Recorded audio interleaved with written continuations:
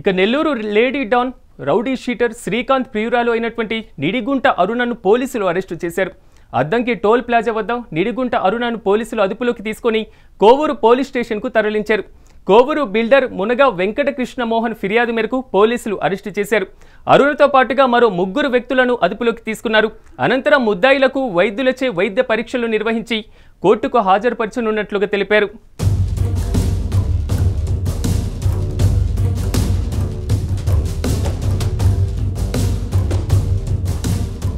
నన్ను ఇక్కడ అక్రమంగా నిర్బంధించేస్తున్నారు.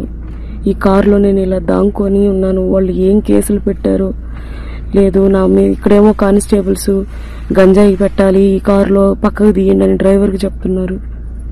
నా మీద ఏం కేసు పెడతారో, ఈ అక్రమ కేసులు ఏందో, నేను చేసిన తప్పేందో కూడా నాకు చెప్పడం లేదు. నేను కారులో ఇలా దాంకొని నా ప్రాణాలు ఉండిస్తారో తీస్తారో కూడా తెలియట్లేదు. నన్ను ప్రెస్ వాళ్ళే కాపాడాలి.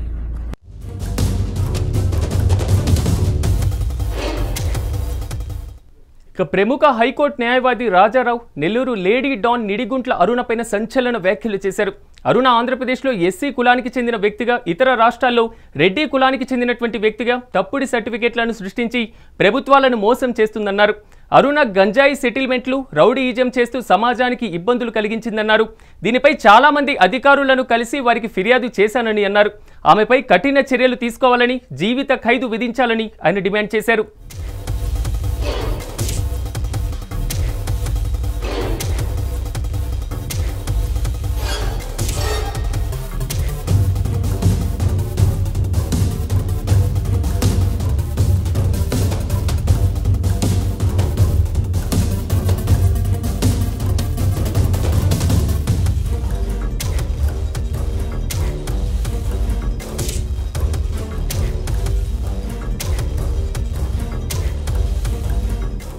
మొత్తం దోసుకొని పోవటం, అదేవిధంగా అధికారులు మేనేజ్ చేసుకోవటం, ఆమె నెంబర్ 1.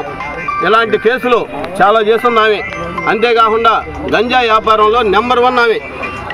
ఈరోజు ఆమె సంపాదించినటువంటి ఒక నల్లధనం, అదేవిధంగా రికార్డు లేకుండానే ఈరోజు 5 సంవత్సరాల్లోగా ఆమె కోట్ల రూపాయలు డబ్బు ఎట్లా వచ్చిందంటే, ఆమె చేసినటువంటి అపార్ట్మెంట్లో మేము చాలాసార్లు చూసాం ఆమె గంజాయి వ్యాపారం చేయటం. అయినా మేము చాలాసార్లు కూడా, నేను విజయవాడలోని గాంధీనగర్ ప్రెస్ క్లబ్లో కూడా తెలియజేసా అధికారులందరికీ. కానీ ఆమె దగ్గరకు వచ్చి ఏ అధికారి కూడా పట్టుకోవటం కానీ చేయట్లే. ఎందుకంటే ఆమెను చూస్తే భయపడిపోతున్నారు. ఆమె ఎస్సీ మహిళ, ఆమె ఏదో కేసు పెడదని. ఆమె ఎస్సీ కాదని కూడా సభాముఖంగా మీకు తెలియజేస్తున్నా. నేను ఒకటే అనేది, ఆమె నిడుగుంటున్నా, ఆమె ఎస్సీ అయినా ఓసీ అయినా ఆమె పని ఆమె చేసుకోవాలా. 10 మంది మీద దౌర్జన్యం చేసే హక్కు చట్టం ఎవరిచ్చారంటున్నా.